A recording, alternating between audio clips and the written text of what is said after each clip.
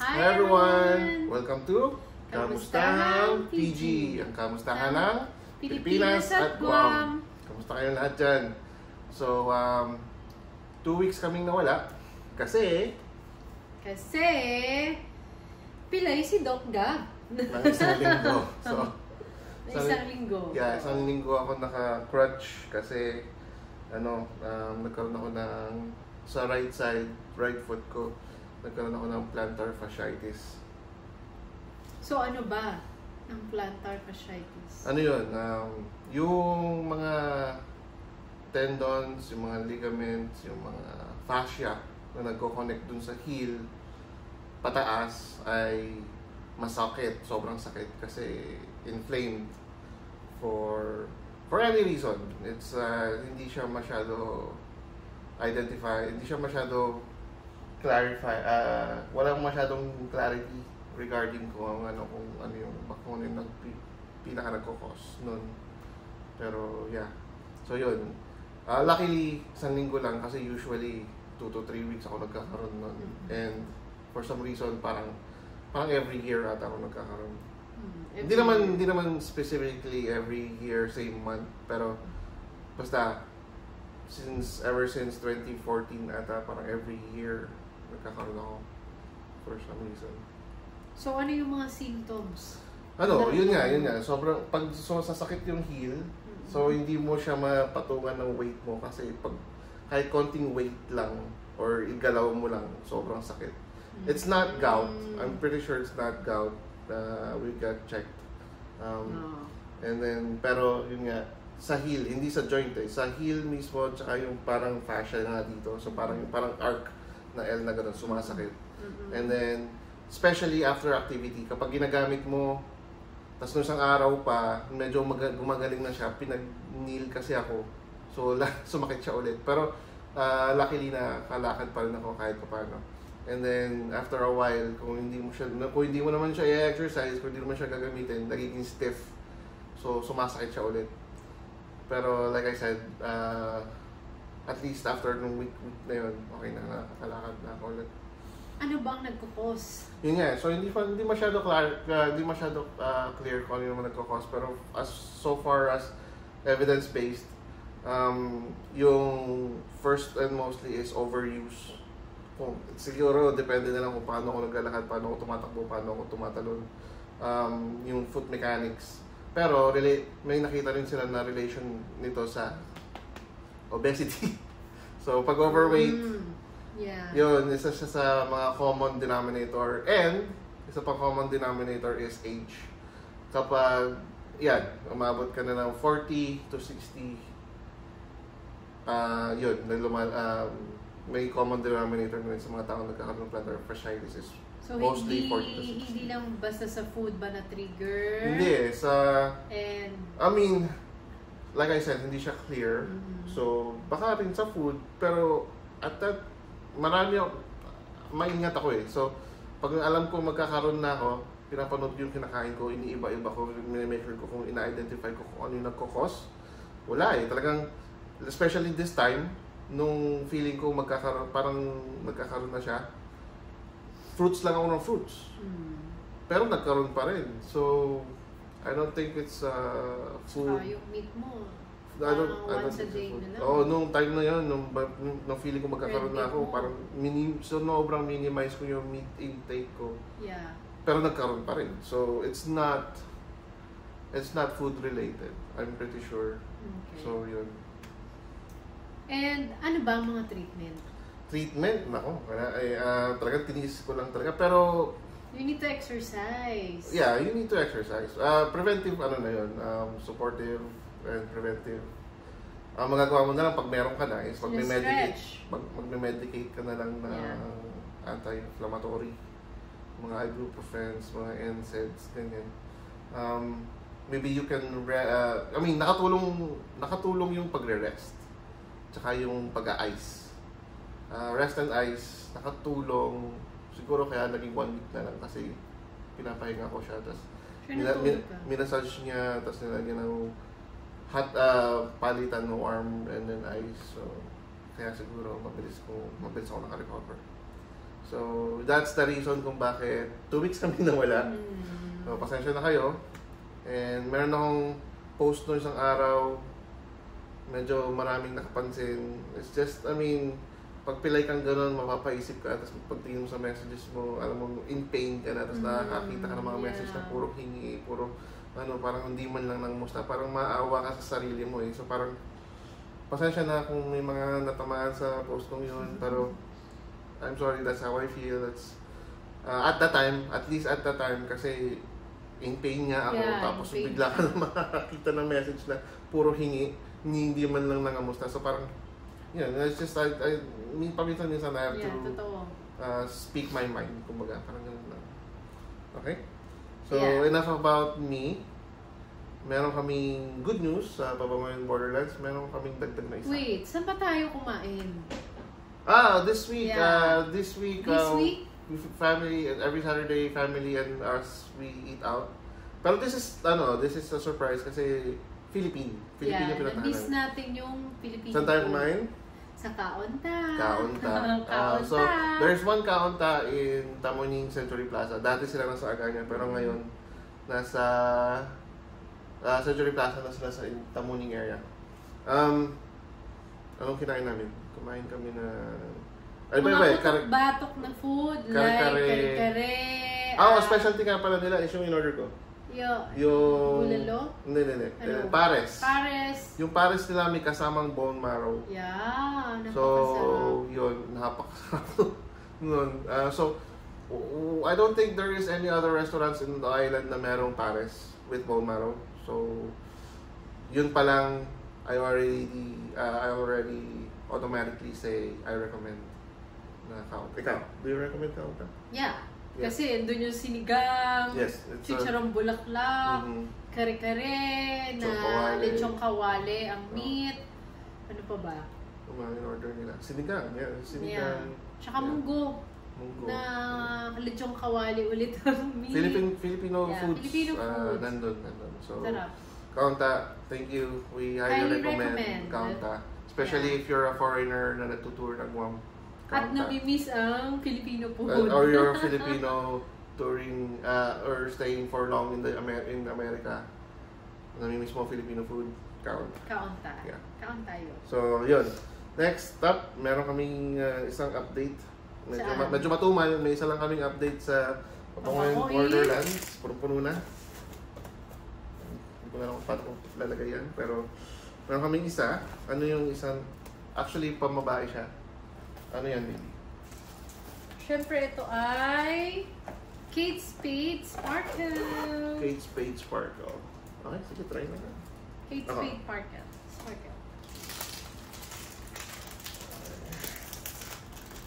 Kate Spade. Huwag natin sirahin masyado yung plastic. Fairness, mga Kate Spade. Yeah, this one is a bit pricey. Kate Spade. And I think na amoy ko na siya before. And nagusto ko. Mabango siya. It's very elegant. And sige, pamoy natin. Ready? Yeah. Yeah. It's very classy, very elegant. It's very demure. Demure siya. Yeah, hindi siya kalad-karin, hindi siya party girl, pero siya yung independent woman. Yeah. Independent woman in her 30s. Tama? So mga ladies na, alam mo yun. Kate Spade Sparkle. Yeah. The rating is? Ikaw, ano rating mo? 7.5. 7.5. Okay, so ako is, I actually like it. It's, sorry, alam niyo yung mga level ko eh. I would say 8. 7.5, 8. Mataas Yeah, 7.8. I like it. It's Kate Spade. It's branded. It's, I know, pero syempre may level ako ng...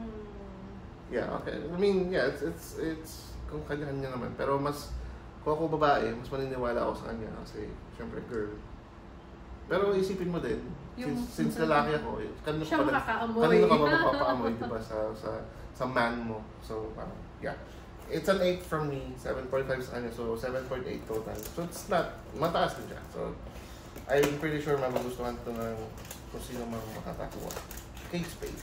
And kilala ang Kate Spade. So, hindi siya basta-basta, di ba? Okay, so Kate Spade, dagdag na sa pabango in Borderlands. Hindi ko na may sarap. Oh my God. Wala puno na. Kailangan na natin pamigay ito at masyadong punong-puno na. And? Pero, salamat kay Baby. Meron siyang surprise na isa pa. Kasi nag-decide siya na ibibigay niya na lang din sa pabango in Borderlands ang Pink Sugar. Pink Sugar. So, this is it's good like din. vanilla. Namoy na namin ito before.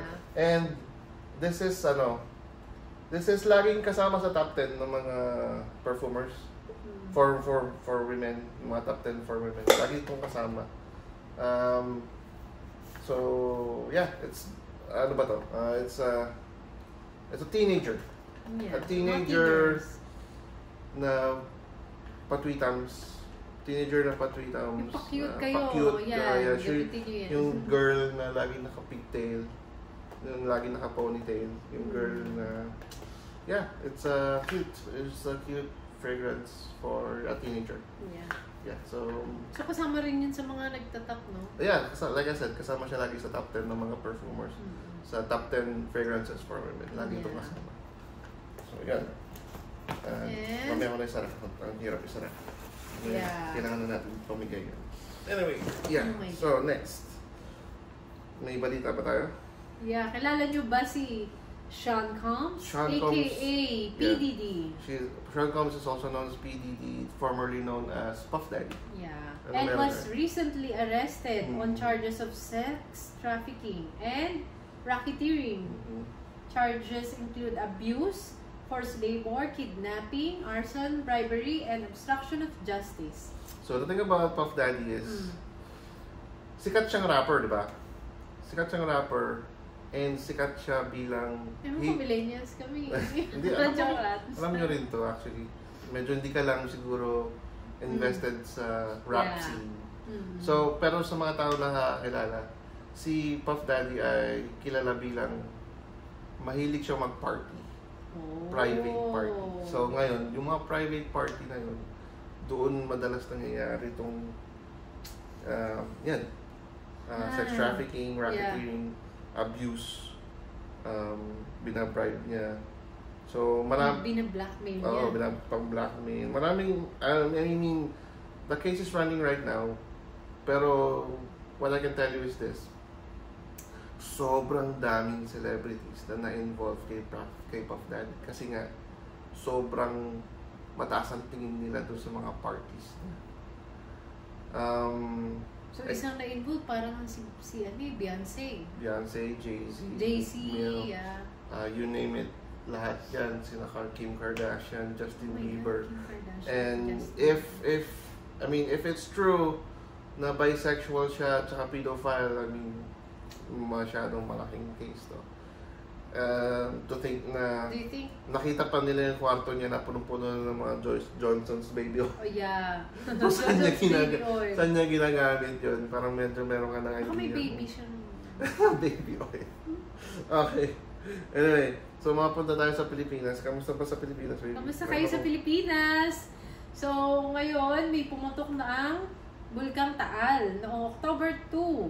Ayon sa PhilBox, nanatiling alert level 1. So pumutok siya noong October 2 pero mahina lang. Parang umubo lang daw. Umutot? Umutot. Parang umutot lang yung Bulkang Taal. Pero it's something na dapat you should take seriously. Yeah. Dapat maging aware pa rin tayo. Kasi malakas mang backstab yung mga ganyan. Minsan, hindi mo alam. Hindi mo alam eh. Bigla na lang sasabog and then it's seryoso yan. Ang mga pagputok ng mga bulkan na de-deform yung mga lupa, na iiba yung formation ng, di ba, lake yun, Taal Lake. Baka mawala yun. Basta, ingat kayo dyan. Be alert. Gusto namin i-live. Yung mga scene ng... Basta ingat kayo.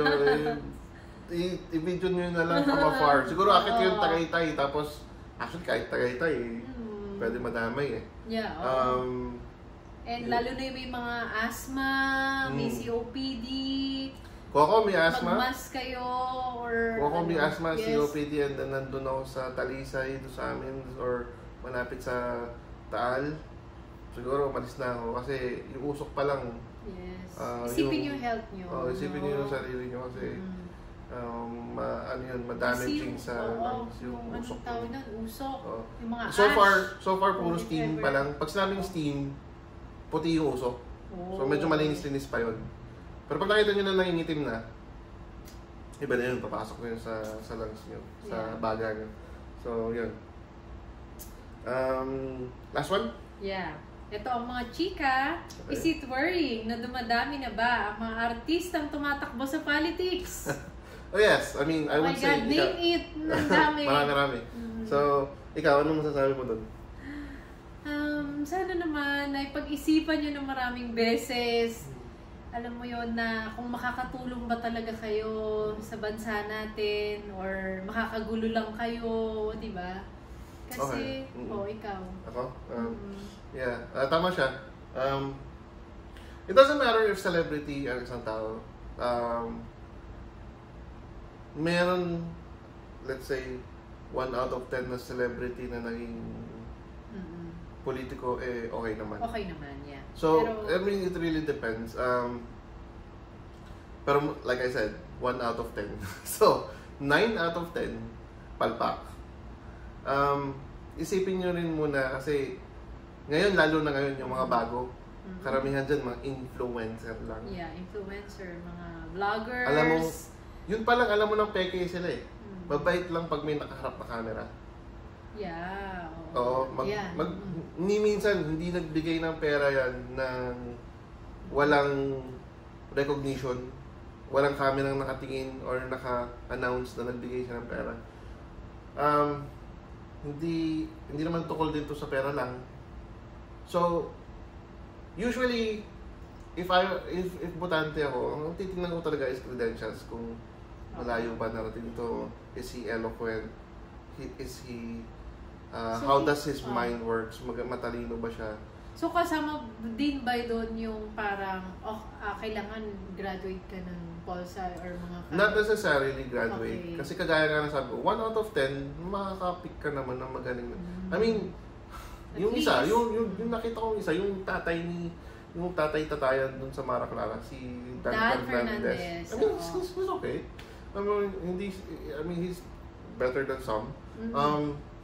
So, hindi ko rin pwedeng sabihin na lahat ng celebrity na naging politiko ay palpak. I could say na karamihan, pero hindi ko sasabihin na lahat. So, importante pa rin bilang botante, responsibilidad natin na pag-aralan kung sino yung person, magaling ba siyang mag-strategize, matalino ba siya, may puso ba siya. Yan. So, yun yung mga criteria, no? Oo, kailangan nyo talagang pag-isipan. Hindi yan basta-basta binigyan ka ng pera, paboto mo siya. Huwag na tayo, tapos na yun, hindi na tayo tanga. So, ngayon, pumipili na tayo. Medyo harsh, pero totoo yun. Tingnan nyo naman kung sino yung ilang mga politiko, naging presidente, senador, Robin Padilla. Oh my God! So, Robin Padilla. Bato. Si Bato. Tapos, tas nanalo, di ba? Yeah. So, at this point, pag-aralan na natin yung mga binoboto natin. Huwag na yung basta-basta, boto lang ng boto porque sikat. Alam mo yun, porque pogi. Porque feeling bad boy ng Davao. Mayaman ako, vlogger ako eh. Yeah, kaya kong tumulong. Porque na bigay ng pera, hindi ganun yun. Pumili tayo ng may malasakit, talagang pro-Pilipinas, hindi basta-basta. I mean, hindi ko masasabi kasi at some point, kailangan din nilang kumita. Kaya, hindi ko masasabi na meron dyan na purely tutulong lang. Kasi syempre, may mga pamilya din sila, ganito din. Pero you have to level kung sino yung least evil. Ganun. So, madali lang naman makita yun actually. Pero, yeah, it's up to you. Good luck sa Pilipinas sa susunod na election. Kailan ba? 2025 election na ba ulit? Yeah, I think, basta good luck sa mga susunod. Nagpa-file na si OC yung mga tao eh. So, I guess, yeah. Malapit na ulit ang election. So, good luck sa inyo lahat. I hope you pick the best. Huwag na yung mga Maraming padilya na yan. Tsaka, bato-bato na yan. Tsaka, yeah. Maraming bato. Oo, yeah. Okay, so, okay naman kami dito. Yan, nakabawi na ako. And, meron kaming bagong 86 inches sa TV. Nakita niyo naman. I'm so happy. Alam mo, sa totoo niya, bumili ako yun kasi palabas na yung Ranma eh. Kala ko naman. Hindi, pero enjoy naman siya. Para siyang may sarili, para na siyang may sarili. Para na akong sa sinihan. Yeah, and pwede niya. I don't need to go sa mga malls, sa mga cinema dito siya sa home niya, may sarili siyang couch, pwede siyang mahiga dyan, ang laki ng TV. Pwede niya pang utusan kung ano yung gusto niyang panoorin, pwede niyang, yeah. I'm so happy. Luxury of at her own home, pwede siya magluto dyan, maghanap ng kung ano pwede kainin, inumin.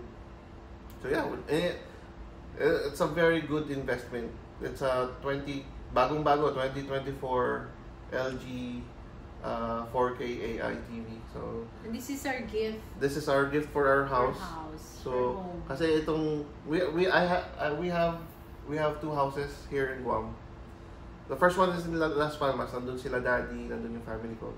And then, ever since na sinabi ko na kukunin ko na si Clarissa, kinuha ko naman tong place na to sa Tamuning, sa Garden Villa, Tamuning Garden Villa. So, ito, mag-iisang taon na din. Pinapakita ko naman sa inyo kung paano ko siya. Isang taon na. So, sa aking dalawang kamay, binuo ko tong bahay na to para sa kanya. Para sa amin. Lahat yan binild ko. Lahat yan aesthetically ako. Oh my God. Bititiri ako. So, she's happy naman. Kita-kita yun naman, happy siya dito. So sila kila Mami, kina Carlo, kina Marvin. She's very happy here. Alam niyo yan. And nakakapag-video call. Anytime pwede naman siya in video call. And so, yun. Okay naman kami dito. Nakakalakad na ako ulit. And we are healthy. And then good sa pang-good news, nakuha niya na yung cards niya. May nakuha siyang cards. Nakuha niya na si Social Security card niya. Nakuha niya na yung employment authorization card niya. And yun. Basically, pwede na siya mag-work. Ready to work. Happy to work daw siya. Happy to work. And so soon, siguro magka-work na rin siya. Hopefully, wala din siyang Sabado, Saturday, Sunday kagaya ko. Hopefully. So we'll see, depende kung ano yung mapili niyang work. So, basta kahit anong work, hindi ako kahit ano. Basta, okay. I feel like, hindi mo naman kailangan ng super high pay. Kailangan mo lang ng medyo chill. Yung wag lang yung masyadong toxic. Yun yung marirecommend ko sa'yo. I mean, still up to you, pero yun ang marirecommend ko. Wag masyadong masakit sa ulo na work. Okay? So, yun. Okay na mami dito. Yeah, I miss you, gusto guys, family, friends, please, everyone. Please like, share, subscribe to our channel. So, meron kayong mga opinion dyan, meron kayong gustong stories na gusto i-share sa amin, or meron kami mga nasabi na mali, please put it in the comments. I'll respond kami sa inyo, and hopefully we will see you guys again next week dito sa House PG. So,